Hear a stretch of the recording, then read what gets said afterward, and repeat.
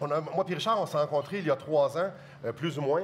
Et puis, lorsqu'on est chrétien puis on rencontre des gens, des fois, il y a des affinités. Souvent, presque tout le temps, il y a des affinités, des choses communes. Puis j'ai apprécié durant les 3 dernières années à connaître Richard en tant que personne, mais surtout ce que Dieu a fait dans sa vie. Et puis, merci Richard d'avoir accepté de venir nous partager justement ce que Jésus a fait. Et question que les gens puissent te connaître, qu'on se mette, pour bien comprendre ta rencontre avec Jésus, je pense qu'il faut comprendre un peu d'où est-ce que tu viens puis d'où c'est parti. Peut-être nous raconter un peu dans quel genre de famille que tu as été élevé. Bien, je vais vous raconter l'histoire d'un bon gars, moi, matin. J'ai été élevé d'une famille... je ne pouvais pas demander mieux, Simon. Un père présent, un père travaillant, un papa toujours là pour nous autres. Une maman formidable. Une mère à la maison, une maman qui prenait soin. Une mère poule, là, une vraie mère poule. Mais j'ai eu... moi, j'ai eu le privilège, si on peut appeler ça comme ça, de vivre aussi avec ma grand-mère. Ma grand-mère restait chez nous. OK. Fait que moi, j'ai eu 2 mamans pour le prix d'une. Puis c'était 2 mamans... 2 femmes extraordinaires. 2 femmes extraordinaires.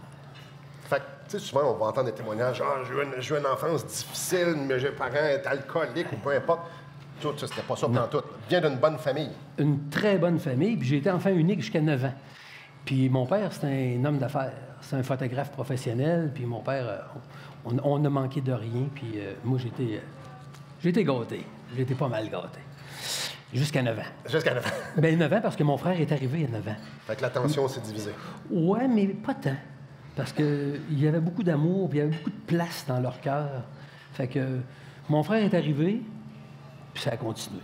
On n'a rien manqué. Puis quel genre... Ben, écoute, j'utilise un peu ce que tu as dit en introduction. Une bonne famille produit inévitablement un bon gars. Ça ressemble à ça. OK. Ça ressemble à ça. Fait que t'es un bon petit gars. Je suis un bon petit gars. Mais il faut faire attention. J'étais un bon petit gars aux yeux de ma mère, puis ma mère m'a tout le temps fait voir que j'étais un bon petit gars. Je faisais des mauvais coups, puis les voisins ne m'aimaient pas nécessairement tout le temps. Là, je veux dire. Mais j'étais un bon gars aux yeux de ma maman.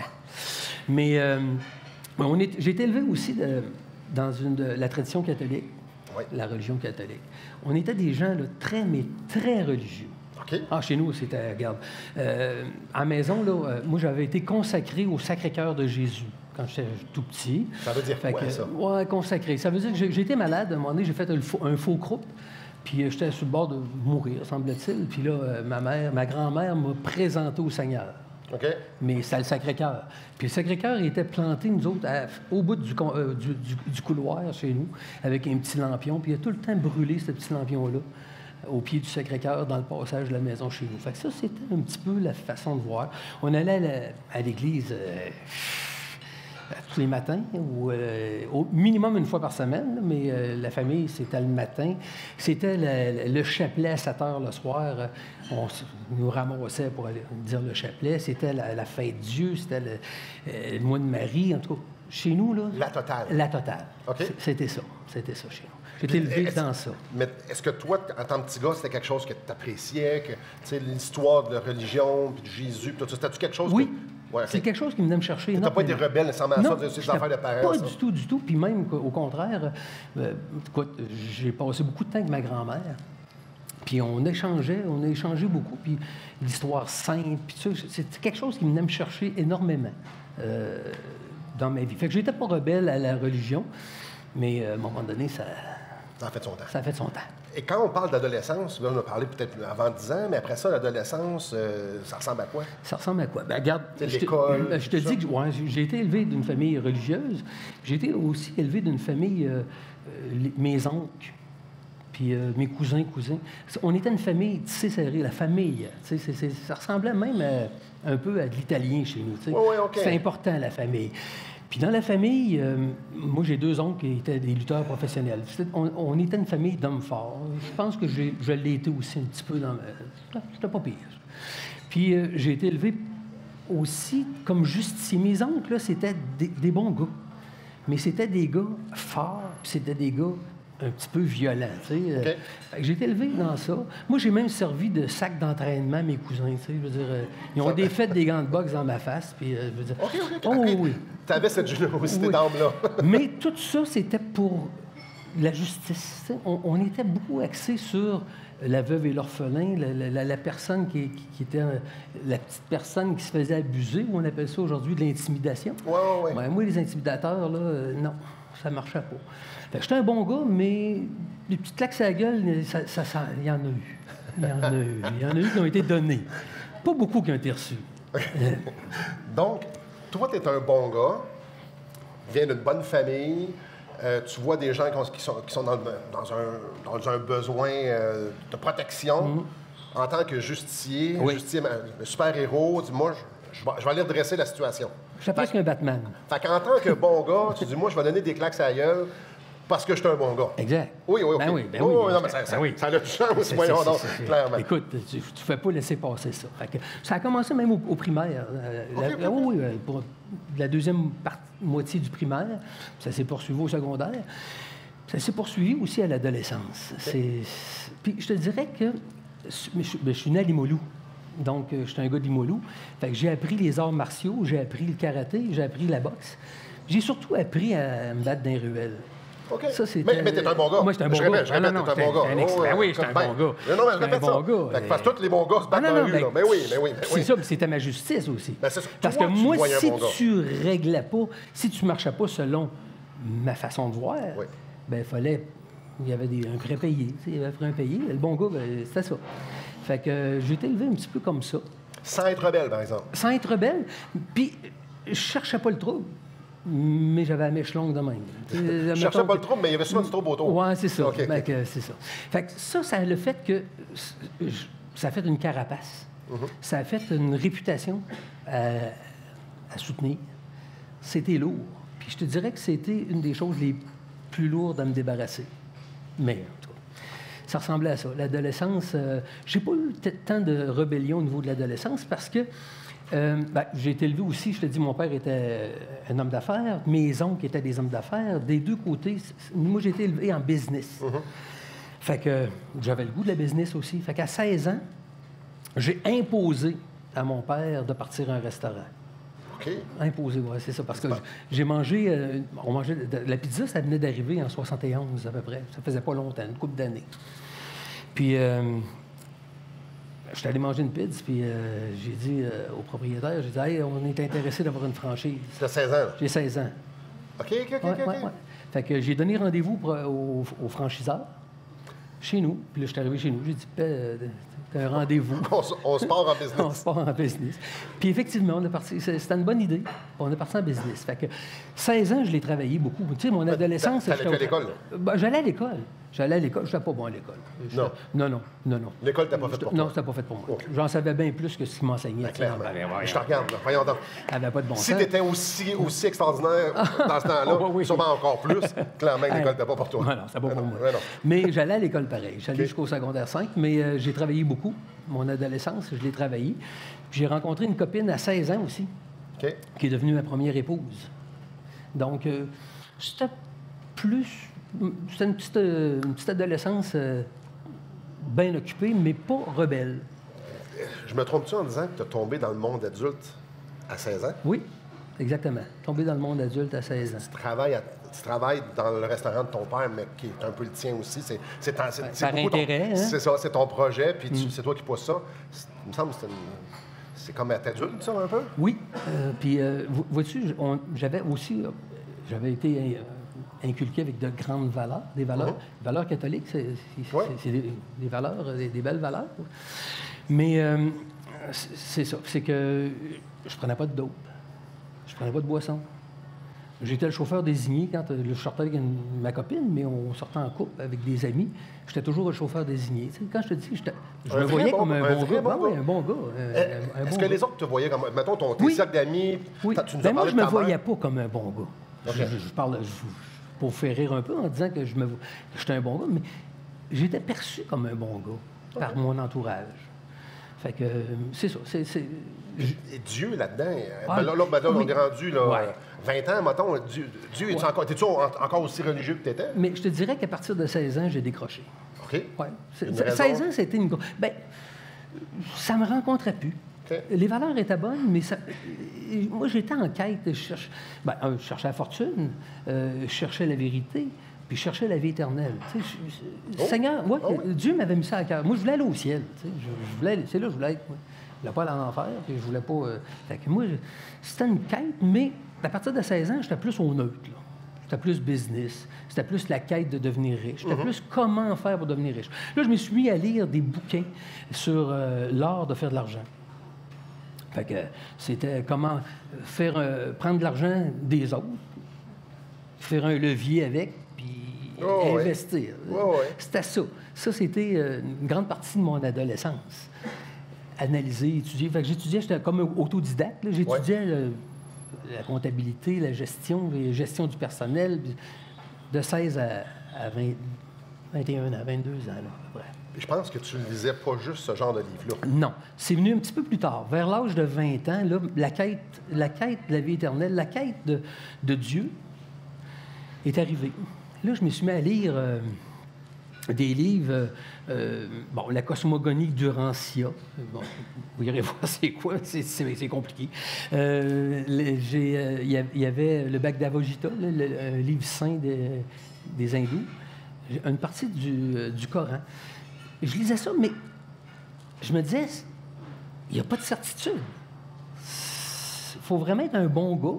Dans toutes ces religions-là, c'est peut-être bien que je vais en avoir fait assez. Puis, dans le livre saint des bouddhistes, je me disais, il faut que je revienne ici plusieurs fois. Arc, tente pas. Ouais. Je me le dis pas, de revenir tant que ça. Fait que, tu sais, la quête, la recherche a continué, tu sais. J'ai pas eu vraiment de gros coups durs dans ma vie. Le premier gros coup dur dans ma vie, je me suis marié à 21 ans avec ma copine de 16 ans. On a eu un garçon, David. J'avais à peu près... C'est 24 ans. Puis un an après, c'était le divorce. Puis la séparation avec mon fils. Ça, c'était le plus gros coup dur. C'était le coup dur dans ma vie. Aller jusqu'à 25 ans, là, si tu veux. Parce que tu avais eu quand même... dans Watt. C'est ça. Un petit bébé rose. Là. Tout est parfait. Jusqu'à 25 ans. Et là, il y a comme un échec. Une vraie séparation, des brisures, de la souffrance.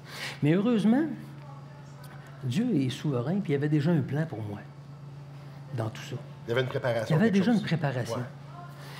Ouais. La séparation est arrivée, puis Ginette, mon épouse d'aujourd'hui. D'aujourd'hui, oui. Ouais, ça fait 39 ans qu'on est ensemble. Est arrivée dans le décor très rapidement. Parce qu'on avait le restaurant. Elle est venue s'engager chez nous. Puis on s'est rencontrés là quelques temps après la séparation. Puis depuis ce temps-là, on est ensemble. Puis elle a pris soin de moi, là, parce que j'ai fait une dépression à ce moment-là. J'ai pris ça dur. Faisait noir. Oui, il faisait noir. Il faisait noir solide. Puis Ginette était là. Puis elle est encore là. Hein, elle est toujours là. Dans la dépression, Dieu, y a-tu quelque chose avec Dieu? Non. Pas vraiment? Pas vraiment. Il fait juste noir. Il fait noir. Il fait noir. Puis j'ai mon oncle, que je te disais, j'ai deux de mes oncles, les deux lutteurs. Moi, c'était mes mentors. C'était des gens que j'idolâtrais quasiment. Il y en a un des deux qui est mort. En même temps, ça, c'était mon deuxième gros coup dur. C'était ça. C'était cette noirceur-là qui était là.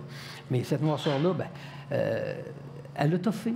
Elle a toffé à Ron jusqu'à peut-être un an. Ça a duré un an, ça. Okay. Après ça, je me suis sorti de ça. On s'en sort. Puis là, je suis devenu propriétaire du restaurant. J'ai acheté le restaurant de mon père. Okay. Avec mon frère. La pizzeria. La pizzeria. En passant, mon frère, c'était mon associé. Si moi, j'étais un bon gars, là, mon frère, là, c'était un très bon gars. Okay. Puis encore aujourd'hui, on est les meilleurs amis du monde. Puis c'était mon associé dans toutes mes aventures de fou que j'ai emmenées, parce que j'ai eu des aventures de fou. Fait qu'on a acheté le restaurant de papa. Puis on a fait des transformations. Regarde, tout ce qu'on touchait à ce moment-là, c'était de l'art. Ça changeait en art. J'ai acheté des blocs, on avait plein de trucs. Même il y a quelqu'un qui a dit à mon père, à un moment donné, il disait « Hey, tes gars ont appris à acheter l'Imoilou. » Donc, toute l'étude que tu avais faite sur comment faire de l'argent, tout là, ça commençait. Les dividendes commençaient à rentrer. C'est ça, on commençait à appliquer ça. Et j'imagine que le gars qui travaille fort, tu travaillais très fort, tu es un étudiant, de dire comment on fait ça. Quand ça arrive, on est en haut de la montagne. Oui, on est en haut de la montagne. On reste tout le temps là? Pas tant. Pas tant? Pas tant. C'est qu'à un moment donné, on est le 23 février 1987. Je devais aller en voyage avec Ginette à Curaçao, mais on est après partir à un restaurant. On déménage le restaurant, puis on agrandit, puis j'ai pris du retard, puis j'étais prêt à faire les travaux dans le restaurant. Fait que Ginette part toute seule. Mais avant ça, c'est ça, j'ai oublié un petit bout. On revient, on efface, puis on recommence. C'est qu'à un moment donné, on recule. J'ai mon beau-frère, le frère à Ginette, avec qui j'ai fait mes quêtes. On est allé voir les Raéliens. Tu sais, je disais qu'on lisait tous ensemble. C'est Dieu qui était déjà là, il y a 100 000 ans. Puis, on a tout fait ça ensemble. À un moment donné, il rebondit. Jacques, Petit Coq, c'est son surnom. Il rebondit et il dit « T'es pécheur. » Ah! Qu'est-ce que tu dis là? T'es pécheur. T'es avec ma sœur, t'es pas marié, vous êtes en concubinage. Puis, voyons, t'en as fumé du bon, là. Ça va pas bien, ton affaire. C'est ça. Non. Il dit, oh non, regarde, il dit, j'ai rencontré quelqu'un, puis il m'a présenté le Seigneur Jésus. Puis il regarde, c'est la Bible. Hey. J'ai dit, écoute-moi bien. Là, t'es d'une secte, t'es après à virer fou. Là, tu t'en vas, puis tant que tu ne changeras pas d'idée, je ne veux pas t'en voir la face. Mais Jacques, là, c'était un gars, c'est mon beau-frère, c'est le petit frère à Ginette. Il était chez nous. Je te dis, là, s'il n'était pas chez nous 4 jours par semaine, puis même qu'il couchait chez nous, il n'était pas là. Il faisait vraiment partie de votre vie. Oui. Mais quand il t'a dit que tu étais pécheur, puis lui, Jésus venait de transformer sa vie, il t'a dit non. Salut mon homme. Dehors. Dehors, je veux rien savoir. Pourquoi? Parce que j'ai été élevé dans des traditions, puis moi, je me disais, écoute, je suis un bon gars, puis tu es après me dire, n'importe quoi, là, c'est quoi que tu es après me dire, là? Non, je le prends pas. Va-t'en, puis change d'idée, puis tu reviendras plus tard. Ça a duré 6 mois. Hey, Ginette, là, elle pleurait comme ça. Parce que c'est son petit frère, puis il était parti, puis il était plus là. Puis, Ginette, sa mère, il avait toujours montré à prier le petit Jésus. Fait que Ginette, ça, j'ai su ça par après, là. Ginette, à ce moment-là, elle a dit, petit Jésus, si c'est Richard qui a raison, il n'y a pas de problème. Mais si c'est Jacques, si c'est Petit Coq qui a raison, je m'en vais en enfer. Fait que dis-moi qui a raison. Ça reste de même. Fait que là, c'est ça. Là, on revient au voyage. Ginette part en voyage. Moi, je reste là. C'est 6 mois plus tard. Je finis de travailler, il est 11 h le soir. Je sors dehors du restaurant, puis je vois arriver mon Petit Coq avec sa Bible en dessous du bras, puis il se baisse la tête. J'étais un bon gars, il se baisse la tête, puis il avait peur de moi. Il avait peur du bon gars. Il avait du bon gars. Il avait peur du bon gars. Pas drôle, ça. Mais j'ai dit, non, regarde, on arrête ça là. Regarde, viens, on va aller prendre un café chez nous, puis, regarde, il y a juste une chose que je te demande. Parle-moi pas de ton affaire. Ah, il n'y a pas de problème. Je t'en parlerai pas. Mais... c'est arrivé chez nous. Ça t'a travaillé. Hey! C'est arrivé chez nous, puis c'est pas lui qui me parlait de son affaire. Moi, je disais, Jacques, telle affaire, la justice de Dieu, la vérité. Là, j'ai posé des questions, puis lui, tout ce qu'il faisait, c'est qu'il prenait la Bible, puis il l'ouvrait, puis il me le montrait. Réponse sur réponse. Réponse sur réponse. À un moment donné, j'ai dit, je suis un bon gars, Jacques. Tu es après me dire que je m'en vais en enfer parce que je suis un bon gars. Pourquoi j'irai en enfer parce que je suis un bon gars? Dis, explique-moi. Il m'a emmené à Romains 3. Selon qu'il est écrit, il n'y a point de juste, pas même un seul. Là, il me regarde et dit, combien de justes? Combien sont justes devant Dieu? Aucun, pas même un seul. C'est le même que Dieu te voit. Ce qu'il est en train de te dire, c'est même si toi, tu te voyais un bon gars, Dieu avait une autre opinion de toi. C'est ça, l'opinion de Dieu. Après ça, il continue, il dit, « Car tous ont péché, tous sont privés de la gloire de Dieu. » Qui est privé de la gloire de Dieu? Tous. C'est quoi la gloire de Dieu? C'est ce que tu recherches depuis toujours. La vie éternelle et le paradis. Tu as pogné ton 2 minutes. J'ai pogné mon 2 minutes. Puis après ça, il m'a emmené dans Éphésiens 2, 8, 9. Qui dit, c'est pas par les œuvres que tu es sauvé, mais c'est par la grâce. Là, il était rendu 2 heures du matin. le 24 février.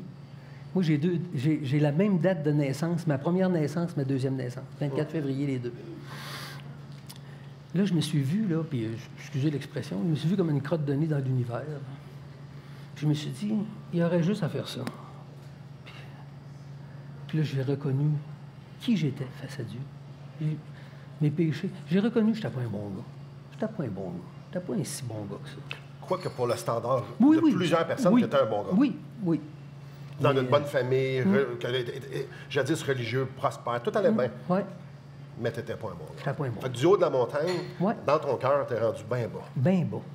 Puis là, c'est là que j'ai fléchi le genou. J'ai dit, Seigneur, j'ai dit à Jacques, j'ai dit, ce qu'il faut que je fasse pour être sauvé? Pour aller aussi. C'est quoi? Il m'a amené là. Je suis le chemin, la vérité et la vie. Nul ne vient au Père que par moi. Il dit, ça, c'est Jésus.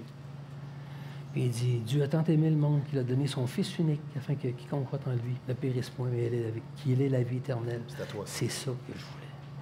J'ai dit, il dit, dis-le au Seigneur. Confesse au Seigneur ton péché, puis dis-lui que tu veux être sauvé. C'est ça qu'on a fait. Le 24 février 1987. 87. Mais là, Ginette est en voyage. Elle revient le 9 mars. Il faut que j'annonce ça.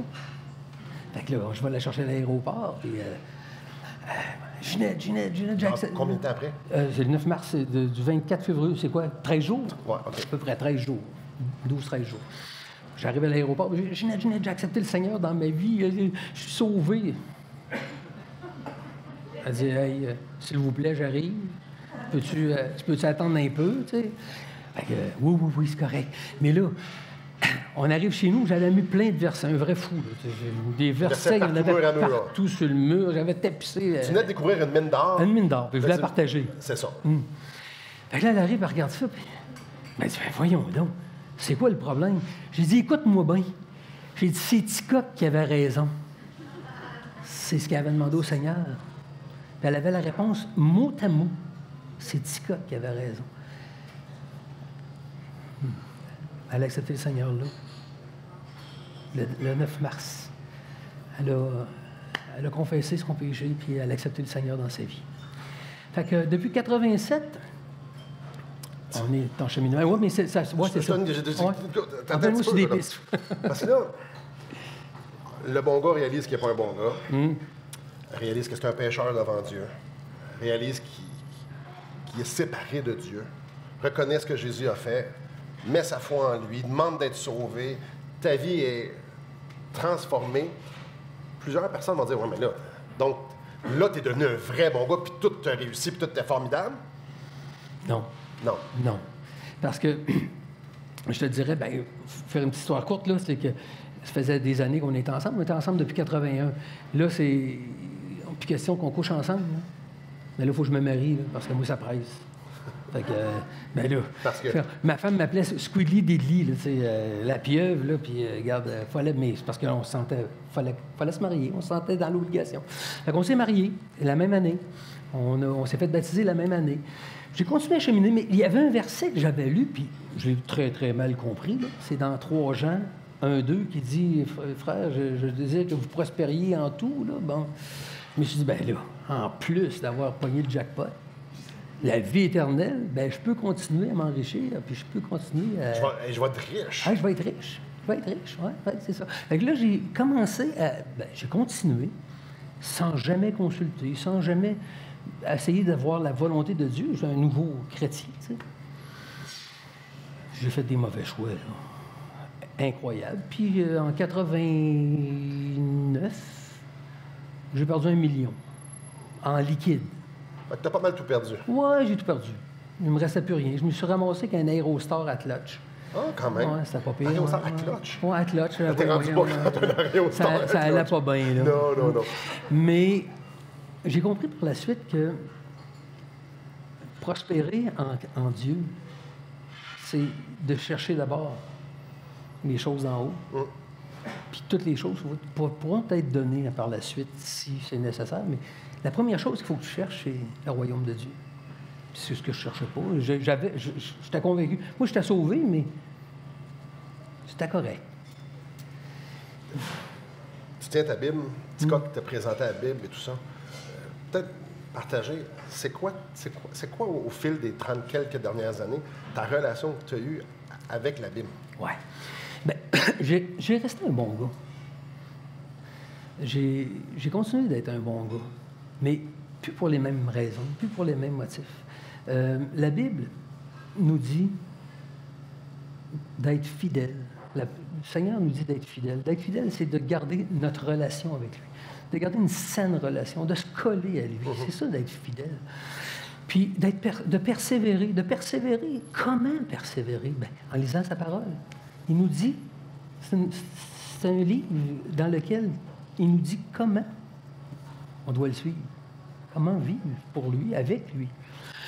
Il nous dit aussi qu'il va nous mettre dans une église, dans son église, puis de le servir, de continuer à le servir.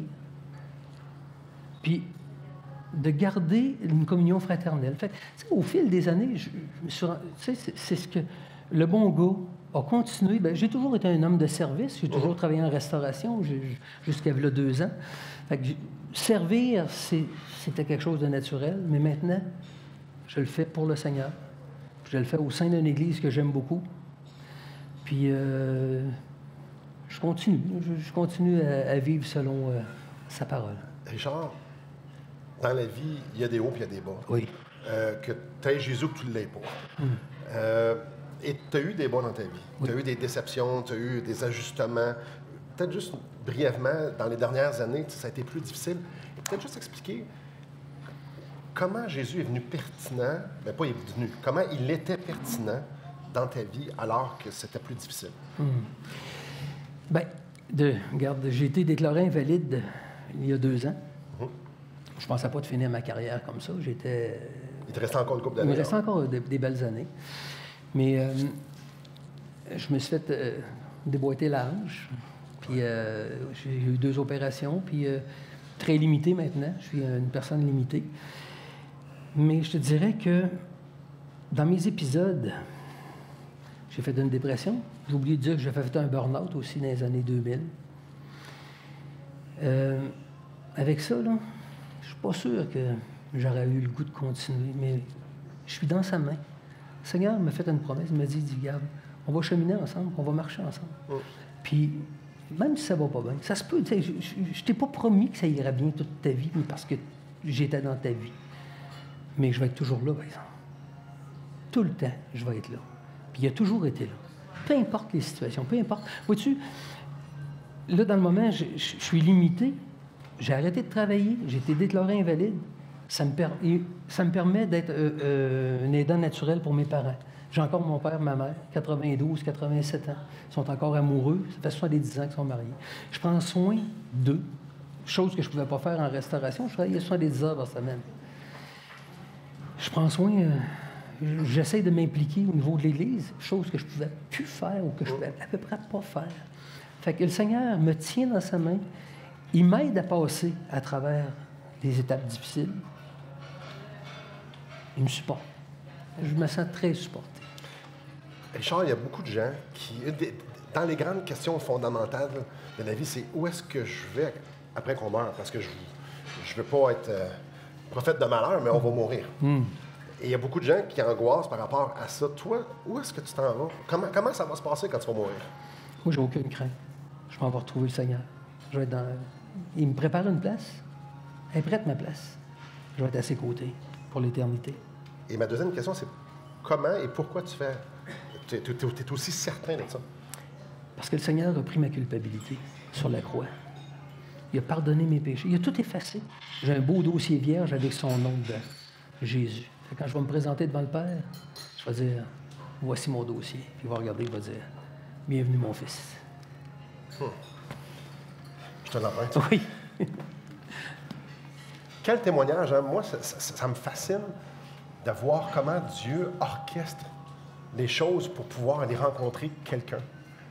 Et ce qui me fascine dans ton histoire, Richard, c'est que tu étais un bon gars. Tu sais, souvent, on va voir les gens là, qui ont eu des vies de misère, qui ont été déchirés par la drogue ou par des mauvais parents. Puis, eux autres, on pense que les autres ils en ont besoin. Mais toi, au standard humain, tu n'avais pas vraiment besoin. Puis c'est spécial que Dieu s'est révélé à lui, par sa parole. Car tous ont péché et sont privés de la gloire de Dieu. Et dans le tous, ça nous inclut toute la gang. Nous autres, tout le monde, les bons et les moins bons. Selon le standard de Dieu, ou bien tu es parfait, ou bien tu es pécheur. Puis selon le standard de Dieu, on est tous pécheurs. Il y a juste lui de parfait. Et ça crée un gouffre entre nous et lui. Et c'est fascinant de voir combien de personnes qui pensent qu'ils peuvent aller à Dieu parce qu'ils sont des bonnes personnes, parce qu'ils sont dans la bonne religion, ils en font assez, ou parce que X, Y, Z. Et Dieu nous dit, bien, tous sont privés de la gloire de Dieu. Et ça, c'est une très mauvaise nouvelle. Mais c'est important de la comprendre, la mauvaise nouvelle, qu'entre nous et Dieu, là, il y a un grand problème. C'est notre péché propre. Qu'on soit des bonnes personnes ou qu'on en soit des mauvaises. C'est important de le comprendre parce que la bonne nouvelle s'adresse aux pécheurs perdus. Jésus a dit, « Je suis venu sauver ce qui était perdu. » Donc, pour pouvoir être sauvé, il faut être perdu. Pour pouvoir être pardonné de nos péchés, il faut avoir des péchés, il faut être perdu. C'est une excellente nouvelle, la mauvaise nouvelle, parce que ça nous permet de pouvoir voir Jésus tel qu'il est. Jésus mourant sur une croix pour moi. Jésus est venu porter mes péchés, les vôtres. C'est fascinant parce qu'il se révèle à nous à un moment donné et dit, « Regarde, je suis ici pour toi. Je suis venu porter ta culpabilité pour que tu puisses être réconcilié avec mon Père, pour que tu puisses avoir la paix, pour pardonner tes péchés. » Et ça transforme une vie, comme vous venez de l'entendre. La mienne a été transformée, plusieurs personnes ici, leur vie est transformée. Chaque personne qui se tourne vers Jésus pour dire « Sauve-moi, je suis perdu, j'ai besoin d'un sauveur », Jésus nous dit qu'il va être sauvé. Et en terminant, je nous amène, peut-être vous avez déjà lu dans la Bible cette histoire-là, vous l'avez déjà entendue. Quand Jésus s'est fait crucifier, il y avait deux personnes, un à sa droite, une à sa gauche. J'utilise souvent cette histoire-là parce que je la trouve fascinante. Dans Marc, ça nous dit qu'au début de la crucifixion, les deux bandits, qui étaient des pas bons, injuriaient Jésus puis disaient « Hey, si tu es réellement qui tu dis que tu es, ben descends de la croix puis sauve-nous. » Les deux l'injuriaient puis ils riaient de lui. Mais à un certain moment donné, dans Luc, ça nous explique qu'il y a eu un changement de cœur. Il y a eu quelque chose dans un des deux bandits. Puis regardez Jésus, puis probablement avec ce que Jésus disait aux gens alentour de lui, parce qu'il disait au Père, « Pardonne-leur, ils ne savent pas ce qu'ils font. » Il était en train d'être doux, miséricordieux envers ceux qui le crucifiaient. Imaginez. Wow! Je ne sais pas ce qui a changé dans le cœur de cet homme-là, ce qui l'a fait changer, mais à un moment donné, il a regardé Jésus et il a dit, « Souviens-toi de moi quand tu vas venir dans ton règne. » Il était en train de... Il le regardait et il disait, « Jésus, tu es aussi pas bon que nous autres, tu es un charlatan. » Puis tout d'un coup, il a dit, « Non, non, tu es la seule solution. Si moi, je veux être avec Dieu, tu es la seule solution. » Et la réponse de Jésus est fascinante. Jésus l'a regardé et il a dit, « Aujourd'hui même, tu seras avec moi dans le paradis. » Cet homme-là est mort avec la certitude qu'il serait avec le Père. Qu'est-ce qu'il a fait? Il s'est reconnu pécheur. Il a reconnu qu'il n'y avait aucune solution sinon Jésus-Christ. Il s'est retourné vers Jésus et il a dit, « Sauve-moi. » Puis Jésus il a dit, « Tu as mis ta foi en moi, tu me l'as demandé, tu es sauvé. » C'est fascinant, c'est une histoire similaire à celle que Richard nous a racontée, similaire à la mienne.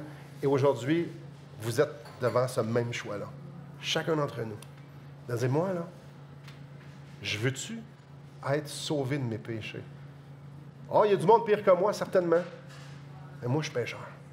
Est-ce que je veux être sauvé? Est-ce que vous voulez que vos péchés soient pardonnés?